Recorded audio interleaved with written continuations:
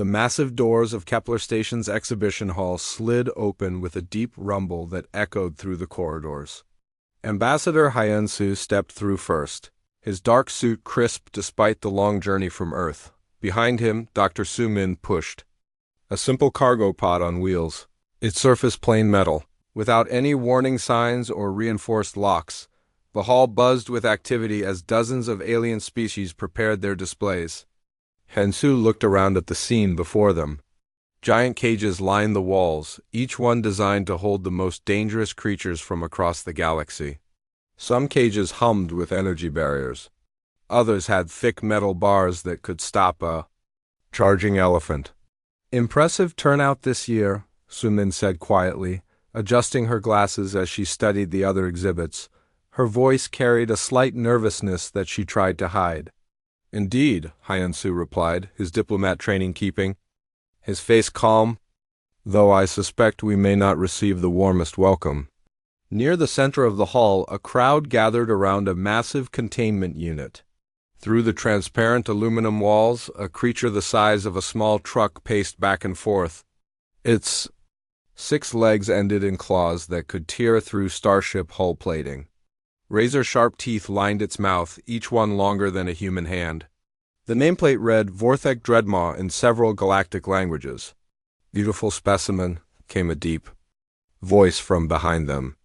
Hyensu turned to see Ambassador Krelthak of the Vorthek hegemony approaching.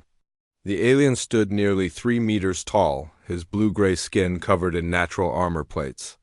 800 kilograms of pure predator, evolved on a world where only the strongest survive.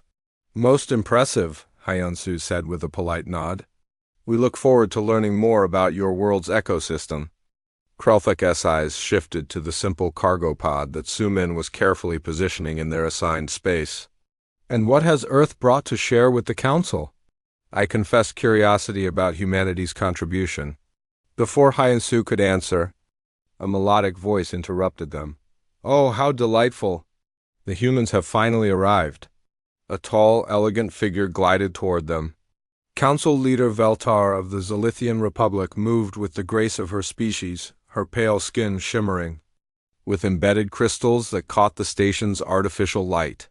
Her large, multifaceted eyes focused on the human delegation with what appeared to be amusement. "Council leader," Hyensu bowed slightly in the Zilithian custom. "We are honored by your presence. The honor is mine, Ambassador. We have all been quite eager to see what Earth's apex predators look like." Veltar's translated voice carried a musical quality that barely masked her condescending tone. "I admit, your reputation for peaceful expansion had us wondering if you possessed any dangerous fauna at all." More alien dignitaries began to gather around the human display area. Word was spreading that Earth's contribution had arrived. Hyensu noticed several species he recognized from previous diplomatic encounters. The insect-like hive queens clicked their mandibles in what he had learned was their version of laughter. The reptilian-saurian collective representatives swished their tails with obvious amusement. Dr. Su-min began unsealing their cargo pod with careful, practiced movements. "Please step back a bit," she said to the growing crowd. "We need to ensure they're comfortable before opening their habitat." "They?" Krelthak's voice rumbled with curiosity. "Multiple specimens?" "Yes, we brought a family group," Su-min explained as she worked.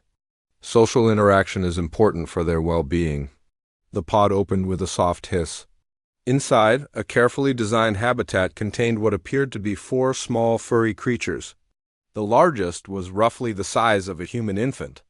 They had pointed ears, long tails, and were covered in various patterns of fur ranging from black to orange to white. Silence fell over the gathered crowd. One of the creatures stretched lazily, extending its legs and arching its back. Another one yawned, revealing small white teeth and a pink tongue.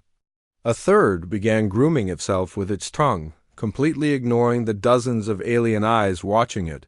The silence stretched longer. Finally, someone began to laugh.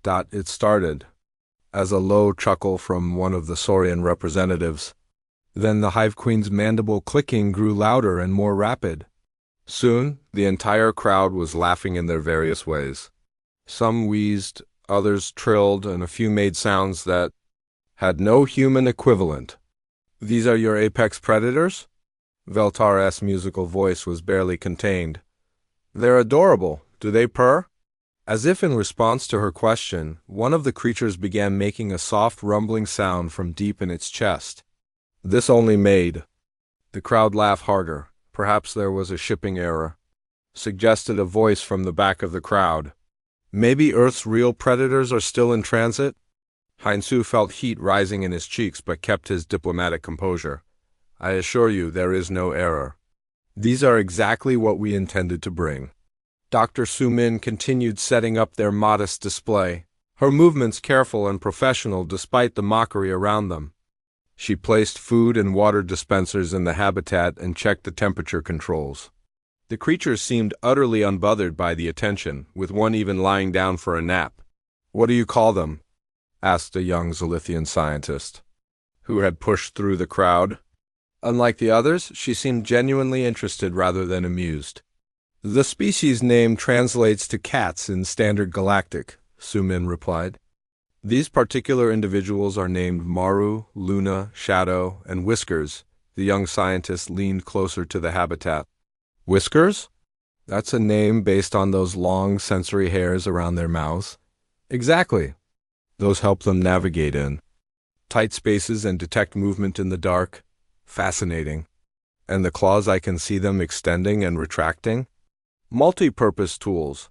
They use them for climbing, gripping prey, and self-defense." The crowd's laughter was dying down, but the amused chatter continued. Hyansu could hear fragments of conversation in various languages, most of them questioning humanity's fitness for membership in the more militarily focused alliances. Council leader Veltar approached their display with an expression of barely contained mirth. "Ambassador Hyansu, while I'm sure these creatures have their charm as companions, perhaps you could explain their relevance to our annual exhibition of apex predators." Hyansu looked at the 4 cats in their habitat. Maru was now sitting upright, his yellow eyes calmly observing the crowd. Luna had joined the sleeping one in a patch of artificial sunlight. Shadow was batting playfully at a small toy that Sumin had provided. Whiskers continued his thorough grooming routine. "With respect, Council leader, appearances can be deceiving. We believe our contribution will prove quite educational for all present." "Educational, yes," Veltar agreed with a smile that showed her crystalline teeth. "Though perhaps not in the way you intended." The crowd began to disperse as other species arrived with their own contributions. Heinsu watched them go, some still chuckling among themselves. He could see them pointing back at the human display and shaking their heads. "Don't let them bother you," Sumin said quietly as she finished her preparations. "They'll understand soon enough." Hyansu nodded, though he wondered if bringing cats to a galactic exhibition of apex predators had been a mistake. Around them, the hall filled with increasingly impressive displays.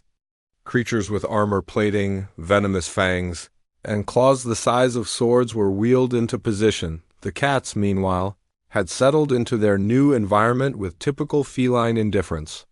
They seemed completely unaware that they were now the subject of galactic mockery. As the day wore on, more delegations arrived to view the exhibitions. Each group that passed the human display had the same reaction: first surprise, then amusement, then outright laughter. Some took pictures to send back to their homeworlds. By evening, the human delegation had become the unofficial entertainment of the exhibition. Hyansu maintained his diplomatic smile, but inside, he began to wonder if Earth's reputation in the galaxy would ever recover from this humiliation. The second day of the exhibition brought even more visitors to Kepler Station. Military Commander Kethrin of the Hegemony arrived with his personal guard, their heavy boots echoing through the corridors. His gray uniform was covered in medals from countless battles across the galaxy. His scarred face showed the results of fighting on a dozen different worlds. Kethrin moved through the exhibition hall like a predator himself, studying each display with the eye of a professional warrior. He paused at the Vorthic Dreadmaw, nodding with approval at the massive creature's obvious strength. The tunnel serpents from Zolith Prime caught his attention next, their acid-dripping fangs earning a grunt of respect. "Impressive specimens," he told his aide, a young officer named Darwin who carried a tablet for recording observations. "The Vorthek breeding program has clearly improved since our last assessment," the aide made notes as they walked. "Sir, intelligence suggests the Zolithians have been developing new toxins for their serpents. The acid now burns through titanium hull plating in under 30 seconds. Useful information. Mark that for further study." Kethron's eyes swept the hall, cataloging threats and opportunities. His empire had grown through careful assessment of other species' military capabilities. Know your enemies, know their weapons, and you could conquer them. They reached the human display just as Dr. Sumin was feeding the cats their morning meal. She poured small pellets into 4 bowls, and the cats approached with lazy interest. Maru sniffed his food carefully before eating. Luna licked delicately at hers. Shadow attacked his bowl with enthusiasm, while Whiskers ignored his food entirely to continue grooming. Catherine stopped and stared. "These are the human apex predators?" he asked, his voice flat with disbelief. "Yes, sir," Darwin replied, checking his tablet. "According to our intelligence files, humanity calls them cats. They weigh between 3 and 7 kilograms on average." Catherine watched as Whiskers finished grooming and curled up in a patch of artificial sunlight. The creature's breathing was slow and peaceful, its eyes closed as it settled into sleep. "What weapons do they possess?" Catherine asked. "Retractable claws, sir. Approximately 1 centimeter in length. They also have sharp teeth, though quite small." "Armor, fur, sir? Density varies by subspecies." Catherine stared at the sleeping cat for a long moment. Then he turned away without another word. As they walked toward the next display, Darwin heard him mutter something about humans being even weaker than intelligence had suggested. Across the hall, Dr. Sumin was trying to engage other scientists in conversation about her research. She approached Dr. Velkris, a renowned saurian biologist who specialized in predator behavior. "Excuse me, Dr. Velkris? I was wondering if you might be interested in discussing comparative hunting strategies across species." The tall reptilian scientist looked down at her with golden eyes. "I am afraid I am quite busy studying the serious contributions to this exhibition. Perhaps you could find someone with more time for recreational pets." Sumin's face flushed, but she kept her voice steady. "I assure you my research has serious applications. These cats demonstrate fascinating behavioral adaptations that might interest you." "Behavioral adaptations? Such as sleeping and eating?" Dr. Velkris flicked his tongue in what Sumin recognized as saurian amusement. "I think not." He turned away, leaving Sumin standing alone. Similar rejections followed throughout the morning. The Hive Queen scientist buzzed dismissively when she approached. The Vorthak researchers growled and walked away. Even the usually polite Zolithian academics excused themselves quickly when they saw her coming. Only one alien showed genuine interest in her work. Zixara was a young Zolithian who had recently graduated from the Galactic Academy of Sciences. Her crystalline skin was still bright with youth, unmarked by the weathering that came with age. She approached the human display while Sumin was cleaning the habitat. "Dr. Sumin, I am Zixara. I study animal behavior patterns." Sumin looked up hopefully. "Please call me Sumin." "Are you interested in learning about cats?" "Very much. So, I have been observing them since yesterday, and I noticed some interesting behaviors." Sumin's face lit up. Finally, someone who wanted to listen. "What have you observed?" "The way their eyes track movement. Even when they appear to be resting, they follow every person who walks past. That suggests constant environmental awareness." "Excellent observation. What else?" Zixara pointed to Shadow, who was lying on his side but with his head raised slightly. "That one appears relaxed, but look at his muscle tension. He could move very quickly if needed." "You have a good eye for detail." "Most people only see the surface behaviors. Tell me more about their hunting patterns on Earth." Sumin glanced around to make sure no one else was listening, then leaned closer. "They are incredibly efficient predators. A single cat can catch over 1,000 prey animals per year. Impossible. They are so small, size isn't everything. They combine stealth, speed, and intelligence in ways that larger predators cannot match. Zixara's eyes widened with interest. Intelligence? They solve problems, complex ones. They can learn to open doors, disable security systems, and coordinate group hunts. Some studies suggest their problem-solving abilities rival those of sentient species. This is fascinating. Why has no one else shown interest in your research? Su Min gestured toward the other displays. Because everyone assumes bigger means more dangerous. They see claws and teeth and armor, and they think that's all there is to being a predator. Their conversation was interrupted by laughter from across the hall. A group of military officers had gathered around a display showing recordings of the previous day's exhibitions. On the screen, the human cats were being compared to the other species' contributions. The contrast was stark, massive. Armored beasts versus small, furry creatures. Look at the humans trying to be serious about their pets, one officer said, pointing at the screen. They actually think those things belong in a military exhibition. Perhaps they should be in the children's section instead, another suggested. My offspring would enjoy petting those fuzzy creatures. I heard they even gave them names, a third officer added. Like they were family members instead of weapons. The laughter grew louder. Other groups began to gather around the screen, adding their own comments. Someone had edited the footage to show the cats alongside battle scenes from famous wars, making the comparison even more ridiculous. Ambassador Han Su watched from across the hall, his diplomatic training the only thing keeping his expression neutral. He had endured 2 days of mockery, but this public humiliation was testing even his patience. Perhaps we should request early departure, he said quietly to Su Min when she returned from her conversation with Zixara. No, she replied firmly. We came here to show them what Earth's predators can do. Let's see this through. But the ridicule will end soon enough, trust me. That evening, the exhibition held its formal dinner. Representatives from every species gathered in the station's main dining hall. The meal was designed to accommodate different dietary needs, with sections for carnivores, herbivores, and energy-feeders. Council leader Veltar stood to address the assembly. Fellow beings, we gather once again to celebrate the diverse and powerful life that has evolved across our galaxy. This year's exhibition has shown us creatures of incredible strength, deadly beauty, and remarkable adaptation. Polite applause filled the hall.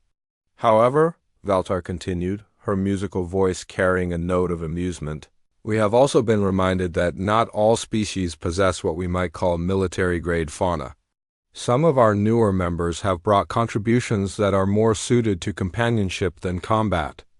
The not-so-subtle reference to humanity drew chuckles from around the room.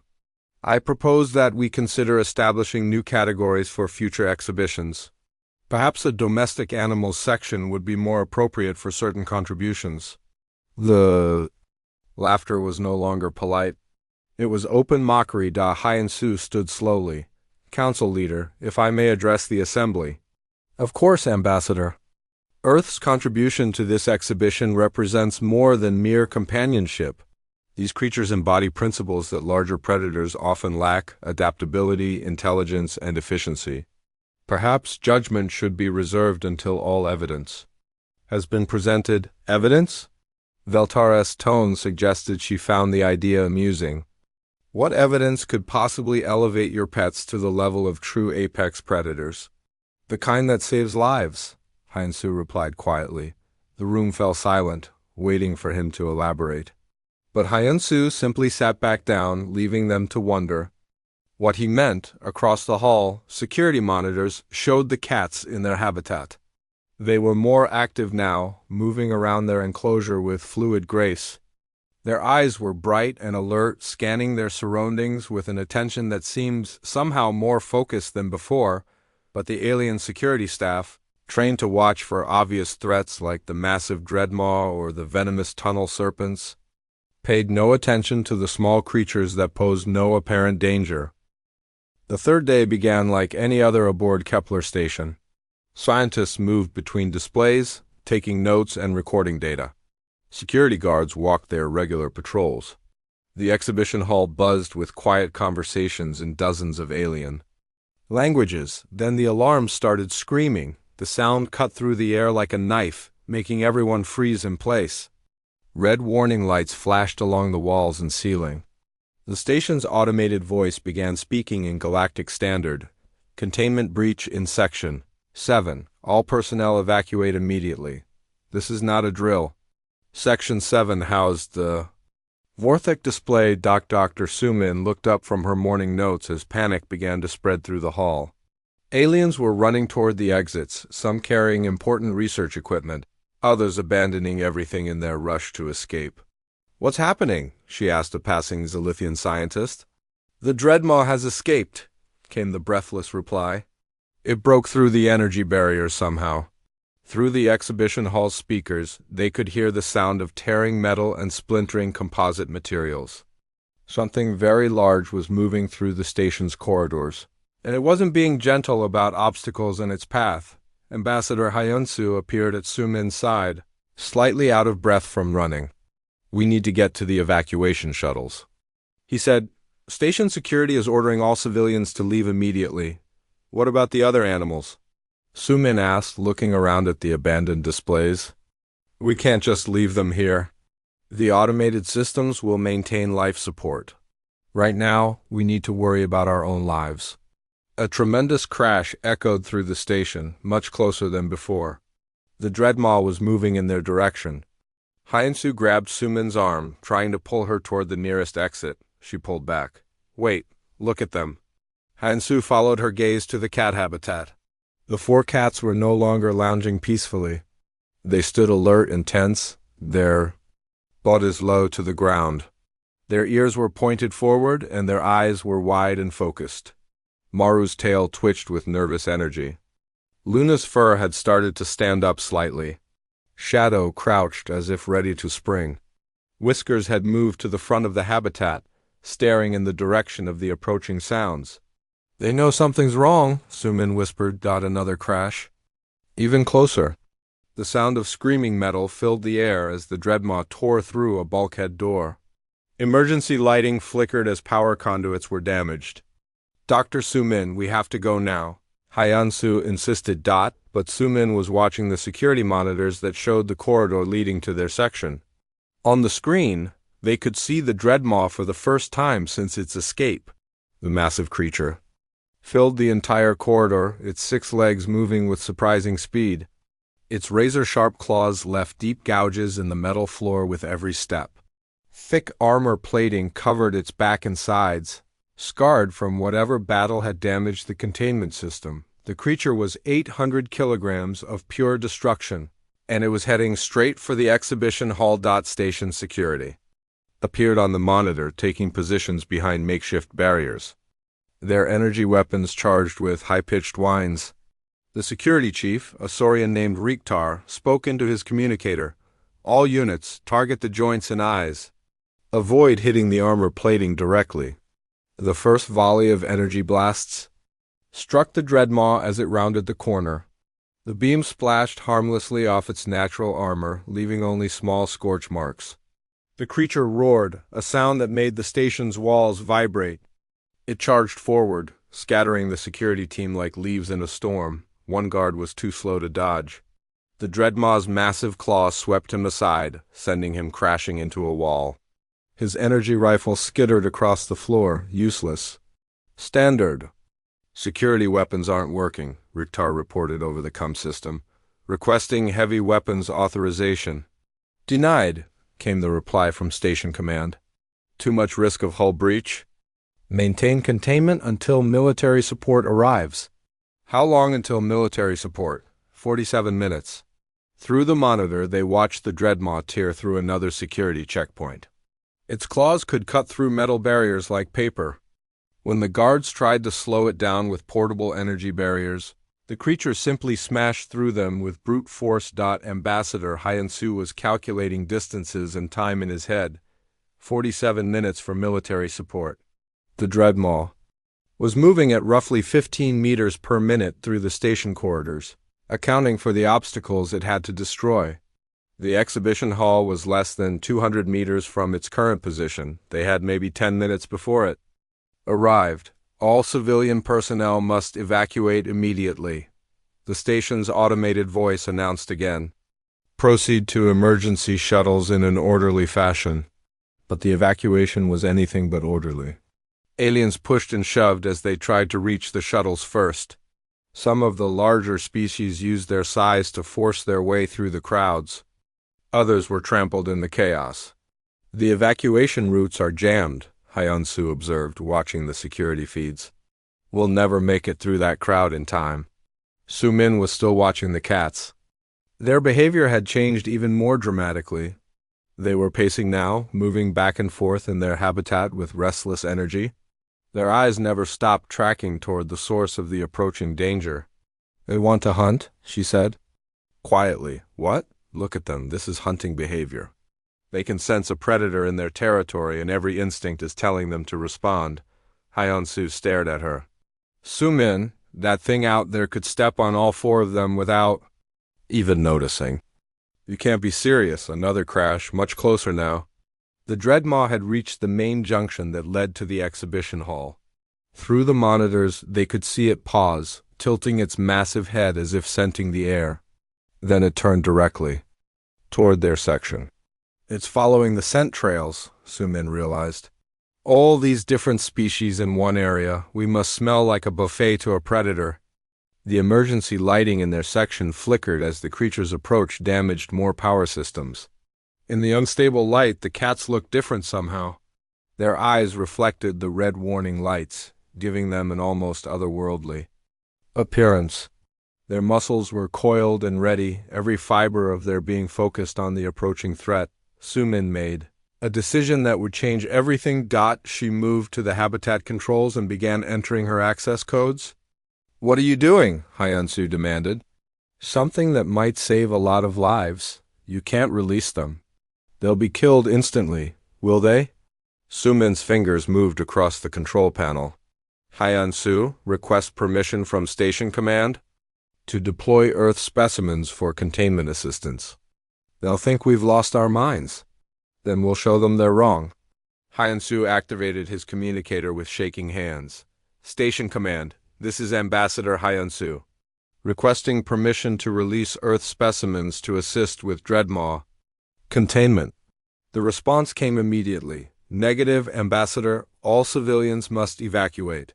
Do not attempt to interfere with security operations. Station Command, our specimens have specialized training for this type of situation. Laughter came through the comm channel. Ambassador, with respect, your pets are not qualified for military operations.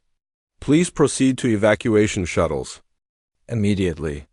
The Dreadmaw's roar echoed through the corridors, much closer now. On the security monitors, they could see it had reached the final corridor leading to the exhibition hall.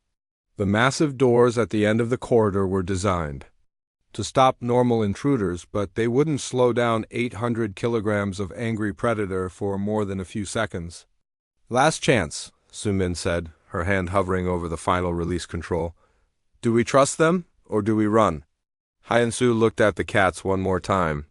Maru had moved to the habitat door, sitting perfectly still but with every muscle ready to explode into motion. His yellow eyes were fixed on the corridor where the Dreadmaw would appear. For a moment, the ambassador saw something in those eyes that he had never noticed before. It wasn't the look of a pet or a companion animal. It was the look of a killer that had been waiting patiently for the right moment to strike. Do it, he said. Soo-min pressed the release control. The habitat doors opened with a soft hiss. For a heartbeat, nothing happened. The cats remained motionless, as if waiting for something. Then the Dreadmaw smashed through the exhibition hall's main doors. The sound was deafening. Metal shrieked as it tore. Composite materials shattered like glass. The massive predator squeezed through the doorway, its armor scraping against the frame, and four small cats transformed from pets into something else entirely. Their pupils dilated until their eyes were almost black.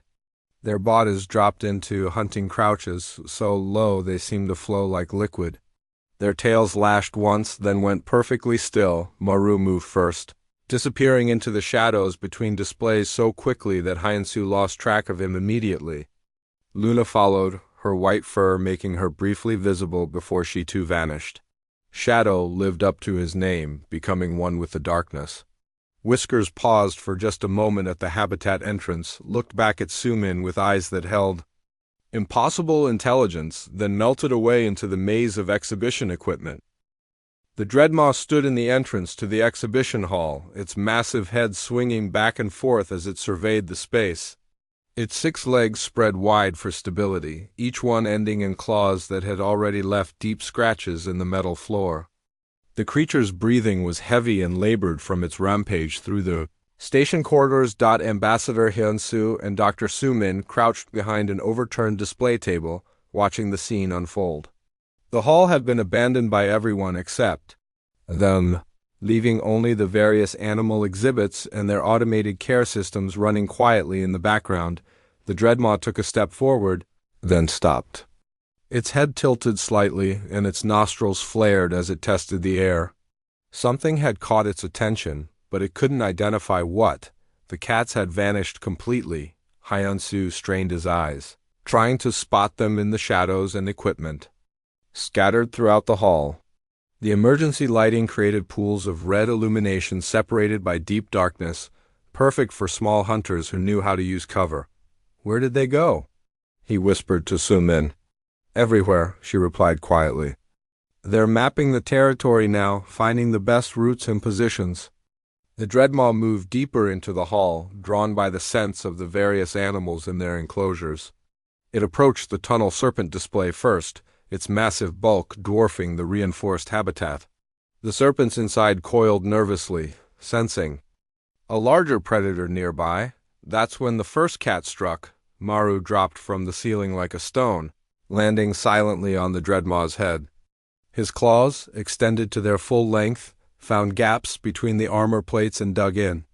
The Dreadmaw roared in surprise and pain, shaking its head violently to dislodge the unexpected attacker, but Maru held on, riding the creature's thrashing head like a storm. His back claws found purchase on the Dreadmaw's thick neck, and he began to climb toward a more vulnerable position behind the creature's skull. The Dreadmaw spun around, trying to reach the small attacker with its front claws. But cats are built for exactly this kind of situation. Maru flowed around the creature's head like water, always staying just out of reach of the deadly talons. While the Dreadmaw was distracted by Maru, Luna made her move. She appeared from behind a display case, moving in complete silence across the metal floor. Her white fur should have made her easy to spot, but she used the shadows between the emergency lights like a professional. The Dreadmaw never saw her coming. Luna leaped onto the creature's left rear leg, her claws sinking deep into the softer tissue around the joint. The Dreadmaw's roar became higher-pitched as pain shot through its leg. It tried to kick her off, but Luna was already moving, scrambling up the creature's side to find new targets. Now the Dreadmaw was fighting on 2 fronts, but the cats were just getting started. Shadow appeared next, living up to his name by seeming to materialize out of darkness itself. He went for the Dreadmaw's right front leg, using the same tactics as Luna. His black fur made him almost invisible in the shifting emergency lighting. The Dreadmaw was starting to panic now. It was used to fighting large opponents that it could see and predict. These small, fast attackers were unlike anything in its experience. They struck from unexpected angles, disappeared before it could retaliate, and seemed to coordinate their attacks with impossible precision. Whiskers was the last to join the fight, but his attack was the most calculated. While his companions kept the Dreadmaw distracted and off balance, he studied the creature's movements. Cats are natural strategists, and Whiskers was looking for the killing stroke. He found it in the creature's throat. The Dreadmaw's armor was thickest on its back and sides, but the underside of its neck was protected only by softer tissue. Whiskers positioned himself directly in front of the creature, just out of range of its snapping jaws. When the Dreadmaw lunged forward to bite him, Whiskers didn't run. Instead, he leaped straight up, his powerful hind legs launching him over the creature's head. At the peak of his jump, he twisted in mid-air and landed on the Dreadmaw's neck. His claws seeking the vital blood vessels beneath the skin, the Dreadmaw's movements became more frantic. It crashed into display cases and walls, trying to shake off its attackers. But the cats moved with it, adjusting their positions and maintaining their grip. They had fought larger prey before, back on Earth. Not quite this large, but the principles were the same. Stay mobile, target weak points, work as a team. Never let the prey rest or recover. Hyunsu watched in amazement as the four cats systematically dismantled a creature that had terrorized an entire space station. The Dreadmaw was bleeding from dozens of small wounds, each one precisely placed to cause maximum damage while avoiding the thick armor plating. "How are they doing this?" he asked Su-min. "Millions of years of evolution," she replied. "Cats are perfect predators. They've been refined by a natural selection to kill things much larger than themselves." The Dreadmaw staggered, its movements becoming slower and less coordinated. The blood loss was starting to affect its balance and reaction time. But it was still dangerous, still capable of killing any of the cats with a single blow, Luna learned. This the hard way when one of the creature's wild swipes came closer than expected. She had to release her grip and drop to the floor, rolling away from a claw that would have cut her in half. For a moment, she was vulnerable and exposed. The Dreadmaw saw its chance and lunged toward her, but Maru was already moving. He released his hold on the creature's head and dropped onto its snout, his claws finding the sensitive tissue around the eyes. The Dreadmaw's lunge turned into a blind stumble as pain exploded through its skull. Luna rolled to safety and immediately began climbing the creature's leg again. She had learned from the close call and adjusted her position to stay out of range of the flailing claws. The cat's coordination was flawless. When one was forced to retreat, the others intensified their attacks to draw the Dreadmaw's attention. When one found a particularly effective target, the others shifted to support the assault.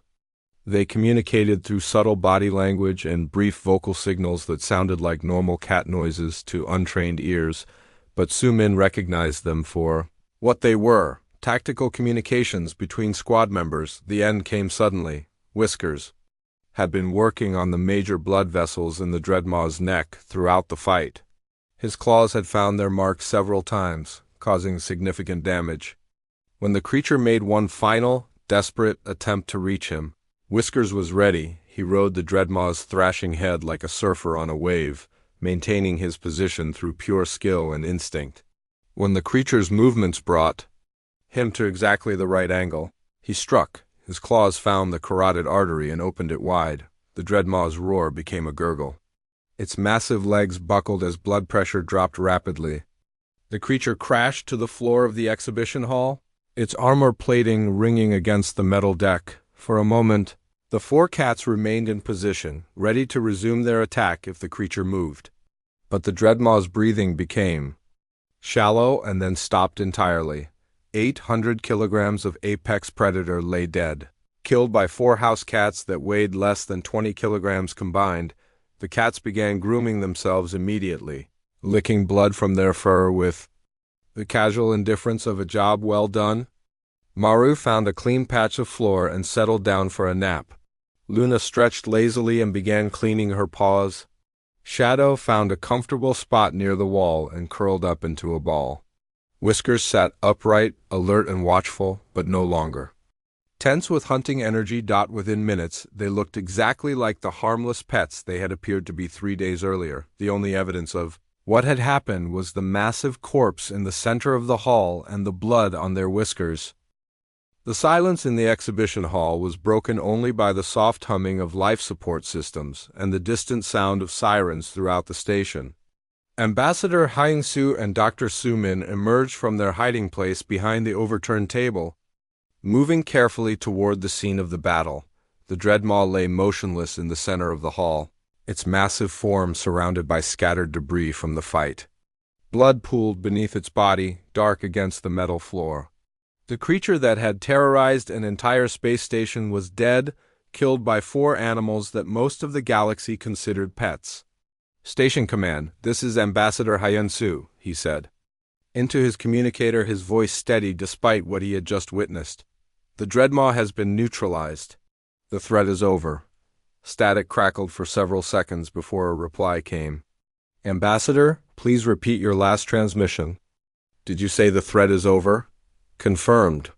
The Dreadmaw is dead. The exhibition hall is secure. Impossible. Our sensors show the creature was still moving 60 seconds ago. What happened to it? Hansu looked at the 4 cats, who were now engaged in their post-hunt grooming routine as if nothing unusual had occurred. Earth specimens handled the situation. The silence on the comm channel stretched longer this time.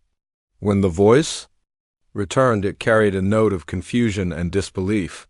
Ambassador, are you saying your pets killed an 800-kilogram apex predator? I'm saying Earth's representatives completed their mission. Within minutes, the exhibition hall filled with security personnel, medical teams, and scientists. They approached the scene cautiously, weapons drawn and scanners active.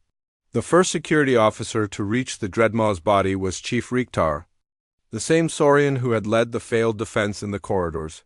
He walked slowly around the corpse, his reptilian eyes taking in every detail. The Dreadmaw's armor plating was intact except for small puncture wounds between the plates.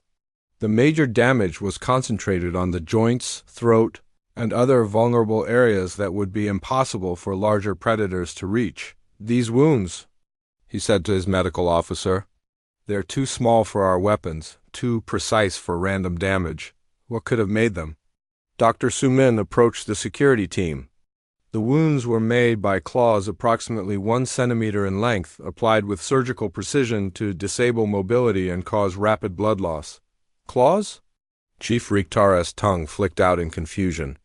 No creature in the exhibition has claws that small except... His eyes turned to the 4 cats, who were now sitting in a neat row, watching the proceedings with calm interest. Maru yawned, showing his small white teeth. Luna stretched one paw and extended her claws briefly before retracting them. Shadow blinked slowly, his yellow eyes reflecting the emergency lighting. Whiskers began washing his face with methodical strokes. Those? Chief Riktar's voice rose in pitch. Those creatures killed the Dreadmaw? Cats are Earth's most efficient predators, Sumin explained. They have a hunting success rate of over 80%, compared to most large predators who succeed less than 30% of the time. More personnel arrived, including several of the alien scientists who had mocked the human display just days earlier. Dr. Velkris, the Saurian biologist who had dismissed Sumin's research, stared at the scene in shock. This cannot be possible, he said, his scientific mind struggling to process what he was seeing. The size differential alone makes it impossible. Size isn't everything in predation, Sumin replied. Intelligence, coordination, and specialized anatomy often matter more than raw strength. Young Zixara pushed through the crowd, her crystalline skin bright with excitement. Dr. Sumin, this is incredible. The behavioral patterns I observed yesterday, they were hunting behaviors, weren't they? Environmental assessment, target identification, and attack planning, Sumin confirmed. They were studying the Dreadmaw from the moment it arrived on the station. But how did they coordinate their attack? I saw no obvious communication between them. Cats have multiple communication methods. Scent marking, body language, vocal, signals below the range of most species' hearing. They developed these skills hunting in groups on Earth. Council leader Veltar arrived with her entourage, her musical voice unusually quiet as she surveyed the scene. The elegant Zalithian leader, who had laughed at humanity's contribution, now stared at the dead Dreadmaw with something approaching fear. Ambassador Hyansu, she said carefully, perhaps you could explain exactly what happened here. Our specimens detected a threat to station personnel and responded according to their nature, Hyansu replied. They eliminated the threat using minimal force and maximum efficiency. Minimal force? Veltar's voice cracked slightly. They killed one of the galaxy's most dangerous predators, with no collateral damage, no station casualties, and no property destruction beyond what the Dreadmaw had already caused, Hyansu pointed out. I believe that qualifies as minimal force. Military Commander Kethrin arrived last. his heavy boots echoing through the hall as he approached the scene. The warrior who had dismissed the cats as harmless pets now studied them with the intense focus of a professional soldier evaluating a new weapon. He knelt beside the Dreadmaw's corpse, examining the wounds with an expert eye. "These cuts severed major blood vessels and disabled joint function," he said quietly. "The attack pattern shows tactical thinking and anatomical knowledge." "They've been hunting large prey for millions of years," Sumin explained. "Earth has many dangerous animals. Cats learn to survive by being smarter and more efficient than creatures much larger than themselves." Kethrin stood and looked directly at the cats. Maru returned his gaze steadily, yellow eyes meeting the commander's scarred face without fear or submission. For a long moment, predator and warrior studied each other. "What else can they do?" Kethrin asked. "Hunt in packs, track prey across vast distances, adapt to any environment from deserts to Arctic regions," Sumin listed.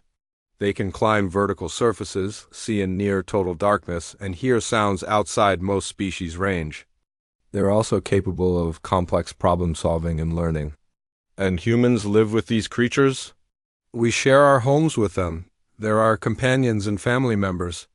The implications of this statement rippled through the crowd. If these deadly efficient killers were humanity's pets, what did that say about humanity itself? Dr. Velcris found his voice first. "You're saying these apex predators choose to live with humans, voluntarily?" "Cats domesticated themselves," Sumin explained. "They recognized the benefits of partnership with humans and adapted accordingly. The relationship is mutually beneficial." "But if they can kill something like the Dreadmaw," Veltar said slowly, "why would they need human partnership at all?" Hyansu smiled for the first time since arriving at the station.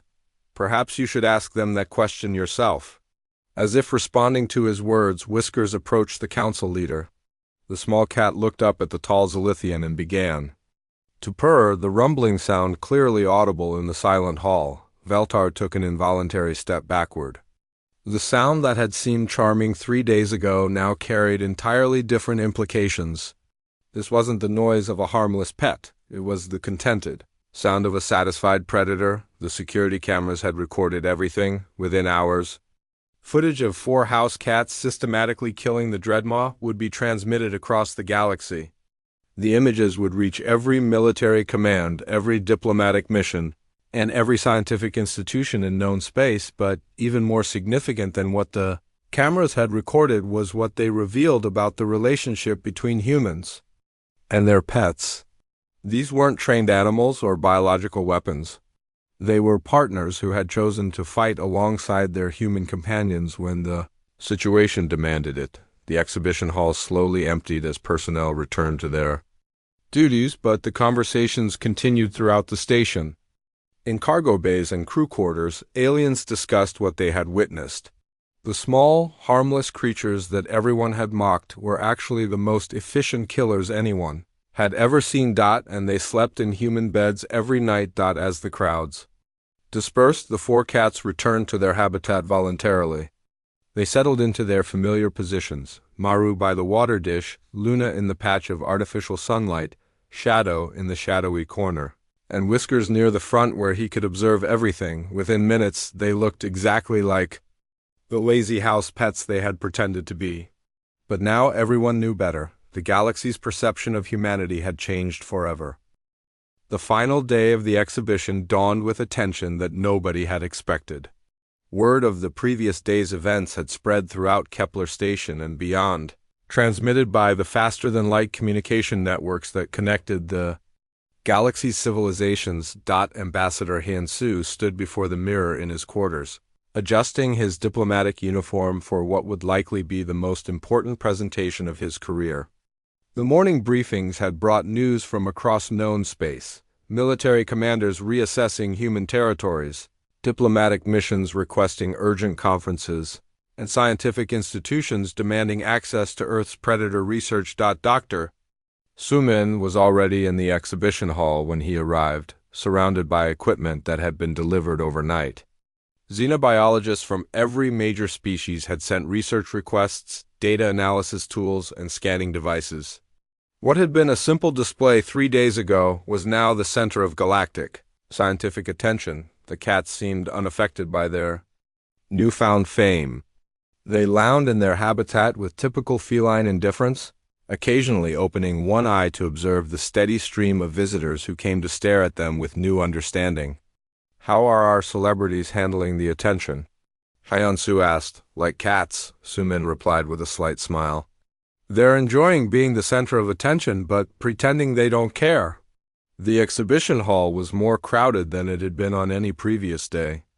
Representatives from species that hadn't bothered to attend the opening ceremonies had arrived overnight.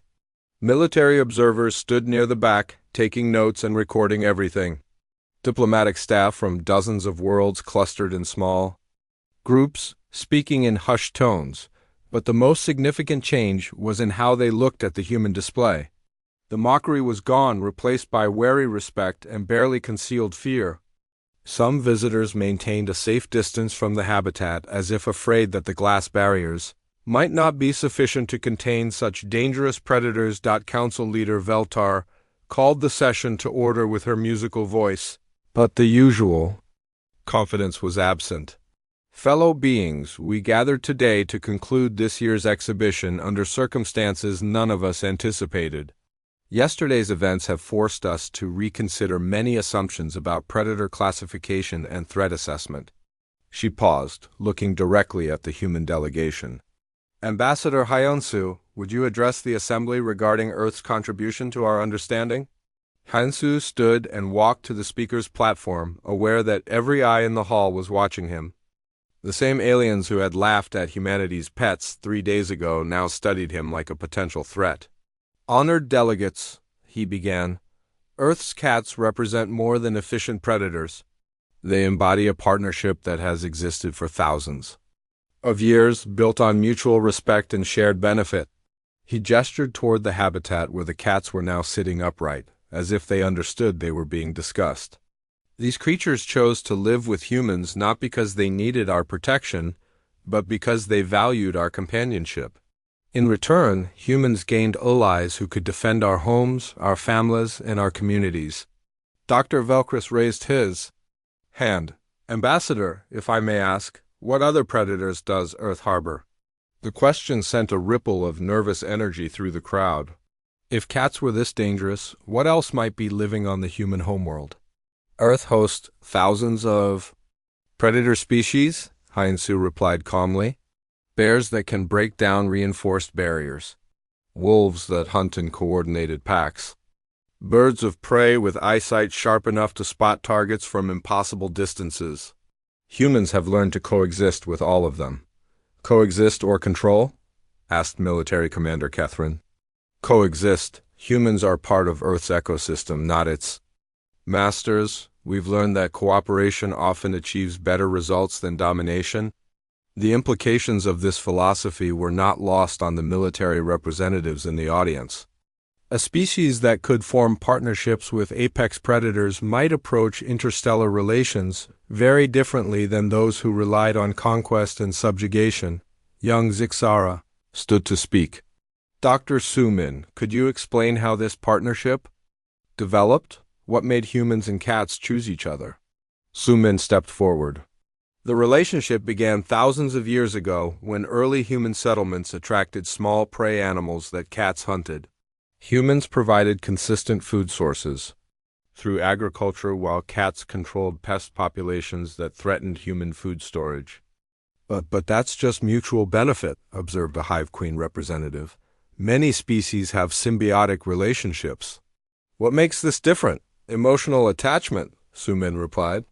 "Humans and cats genuinely care for each other. They share living spaces, provide mutual comfort, and form individual friendships that last their entire lives."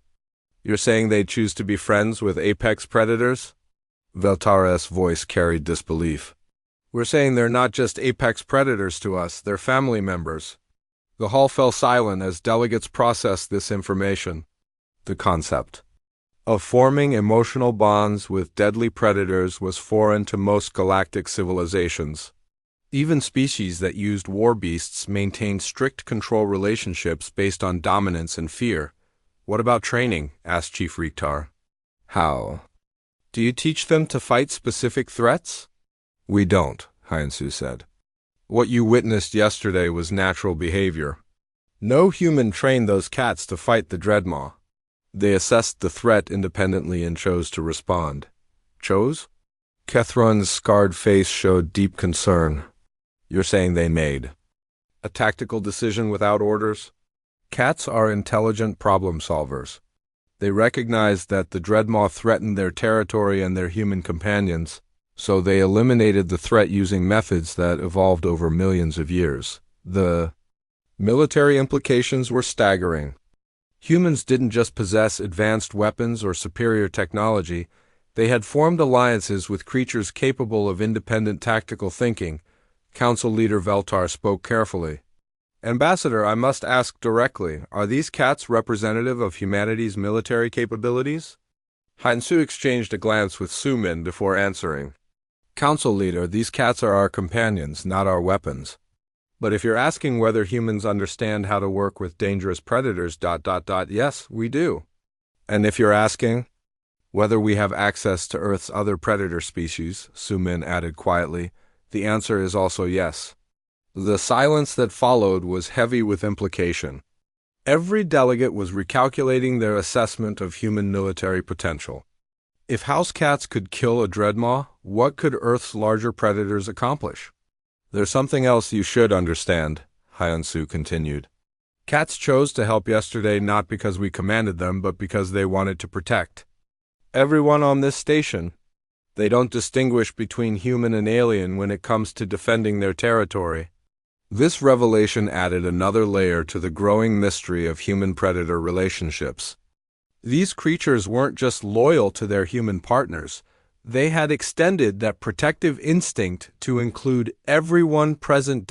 As the session concluded, delegates began approaching the human display with new questions. Scientists wanted to study cat behavior patterns. Military observers asked about Earth's defense systems. Diplomats inquired about trade relationships and alliance possibilities, but the most significant change was in the questions they didn't ask. Nobody suggested anymore that humans were a peaceful species unfit for military treaties.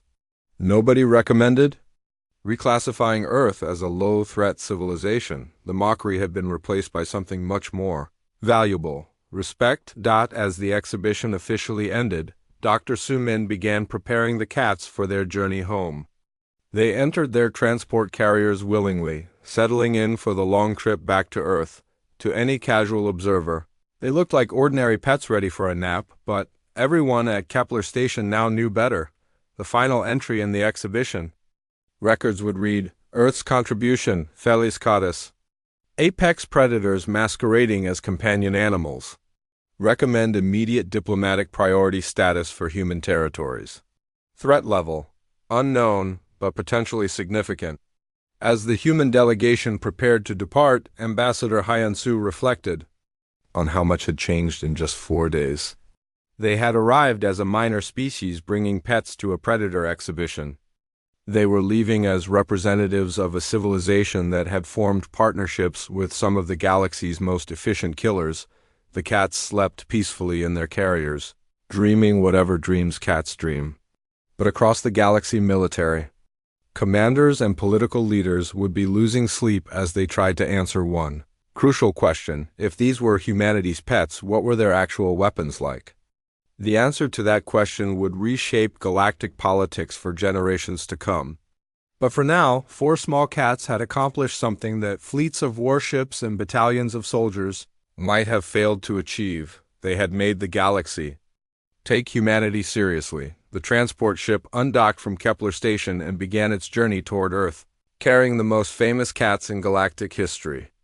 Behind them, they left a changed universe where size was no longer the only measure of strength, and where the concept of partnership had taken on entirely new meaning. In the end, they had proven that the most dangerous predators are often the ones you never see coming.